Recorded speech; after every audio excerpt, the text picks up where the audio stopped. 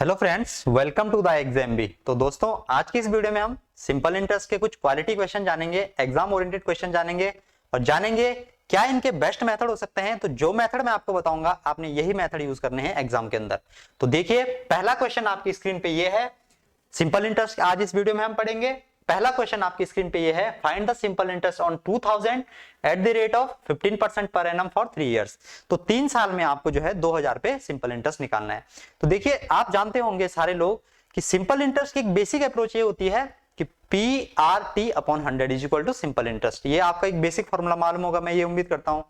लेकिन वहां से हमें थोड़ा कैलकुलेशन ज्यादा करनी पड़ती है। जो मैं आपको मेथड आज बताऊंगा, आपने यही मेथड यूज करना है, तो डेफिनेटली जो है आप कम टाइम के अंदर एग्जाम में क्वेश्चन को सॉल्व कर पाएंगे। तो देखिए, एक बेसिक तरीका तो आपका यही है कि SI इज इक्वल टू हमारा क्या होता है। तो ये आप जानते हैं कि principal into rate into time upon 100। तो ये तो हमारा इसका एक कन्वेंशनल तरीका है जो हम सिंपल इंटरेस्ट में यूज करते हैं। लेकिन जो मैं आपको बताऊंगा आपने वो तरीका यूज करना है एग्जाम के अंदर। तो देखिए, मैं क्या करता हूं, सबसे पहले मैं लेट करता हूं 100।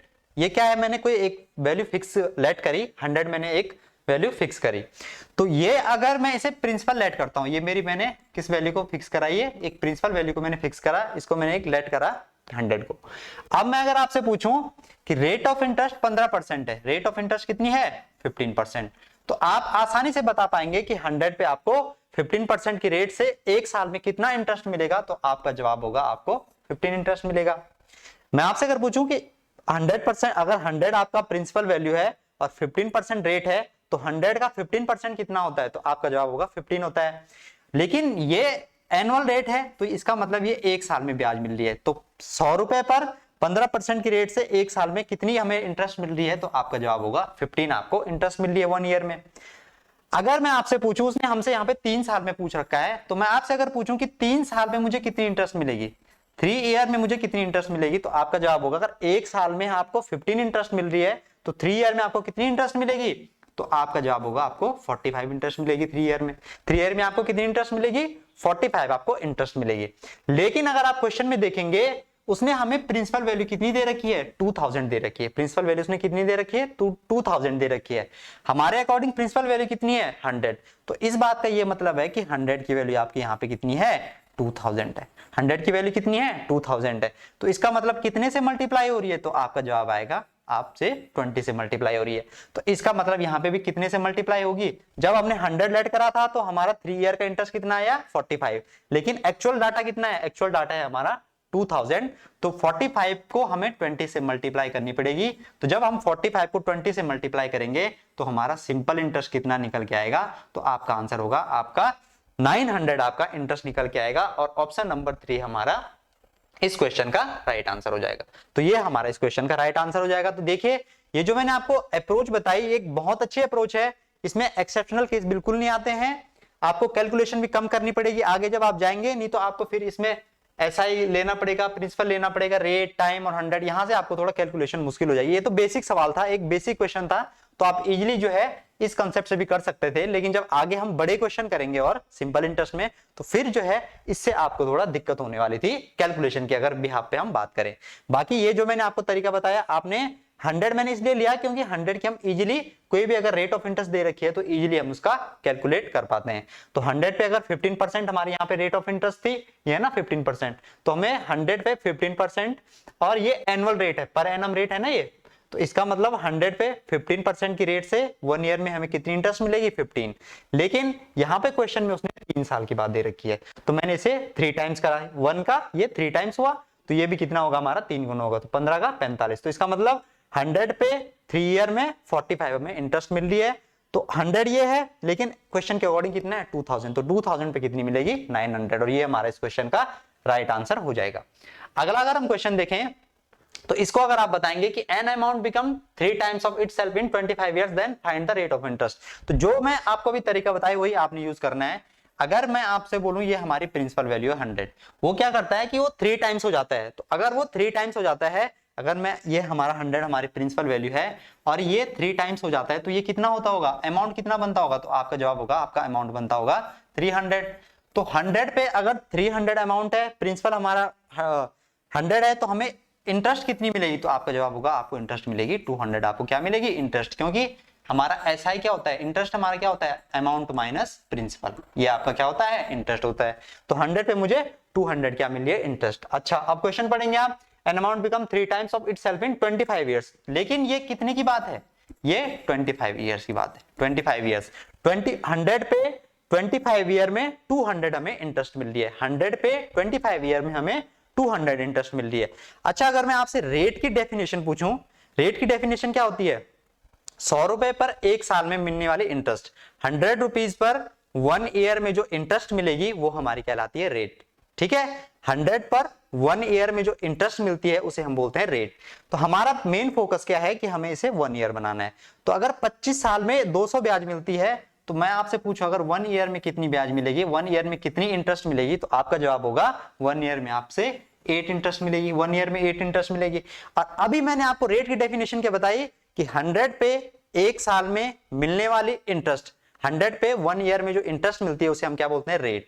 तो 100 पे एक साल में हमें यहाँ पे कितनी ब्याज मिल रही है, 8 ब्याज मिल रही है। तो ये हमारा क्या हो जाएगा, रेट ऑफ इंटरेस्ट हो जाएगा। या आप इसे ऐसे भी कर सकते हैं कि 8 अपॉन 100 इंटू 100, तो 100 से 100 कैंसिल हो जाएगा, 8% हमारी रेट ऑफ इंटरेस्ट आ जाएगी। तो देखो आपने एक लाइन में निकाल लिया कि 100 पे 1 ईयर में 8, नहीं तो आपको फिर पीआरटी से value put, principal value put करनी पड़ती, टाइम रेट पुट करनी पड़ती, एसआई पुट करना पड़ता, वहां से आपको कैलकुलेट करना होता। लेकिन अगर आपको ये कंसेप्ट मालूम है तो आपने एक लाइन में जो इसे सॉल्व कर दिया है कि 100 पे 25 साल में 200 ब्याज, तो एक साल में 8 ब्याज।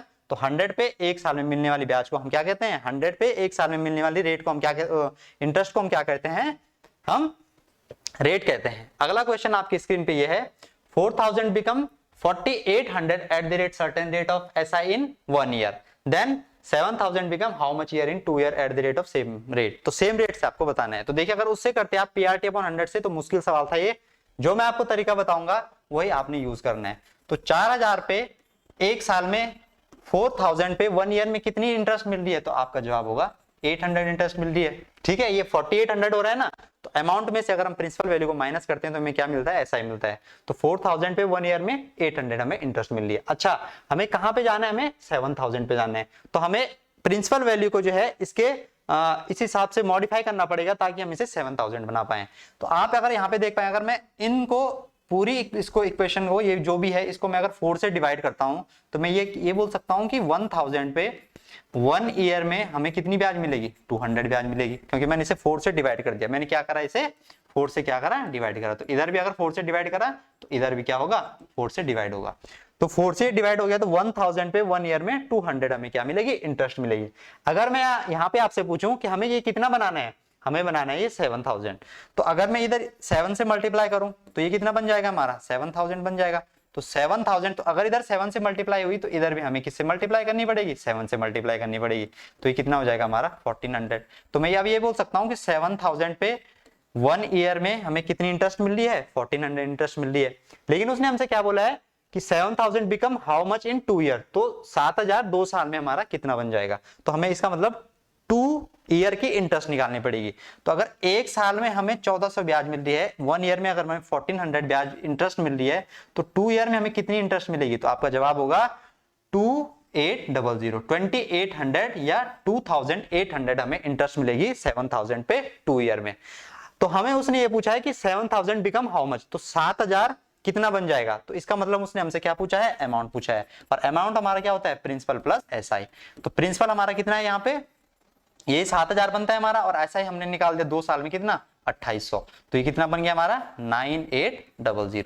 तो ये हमारा इस क्वेश्चन का आंसर हो जाएगा, option number 3 is the right answer of the given question. तो ये चीज आपने ध्यान रखनी है सिंपल इंटरेस्ट के अंदर कि कैसे हमने इन चीजों को इजिली सॉल्व कर पाया। तो ये आपने ध्यान रखना है। बाकी मैंने ये क्वेश्चन आपको प्रैक्टिस के लिए दिए हैं, आप इनको सॉल्व करेंगे और कमेंट बॉक्स में आप इनका आंसर देंगे। एक क्वेश्चन ये है, बाकी आपको इसका स्क्रीनशॉट भी ले सकते हैं, पीडीएफ की फॉर्म में भी आपको मिल जाएगा। ये एक क्वेश्चन आपका ये है और एक क्वेश्चन आपका ये है।